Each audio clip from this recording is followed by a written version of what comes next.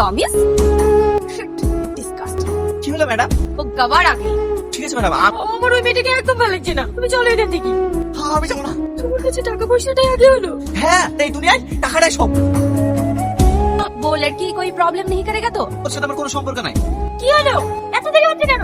তুমি যাবা না, এখানেই থাকবা। এ ভালো ভালো বলছি, এখান থেকে চলে যা, নাহলে ঘাট ধাক্কা দিয়ে বের করে দেবো। তুমি আমাকে ঘাট ধাক্কা দিতে পারবা? হ্যাঁ পারবো, এই যে এখান থেকে। সালমা, তুমি কান্না করতে করতে আসছো, টনিকো? টনি আর আমার জীবনে নাই কাকা।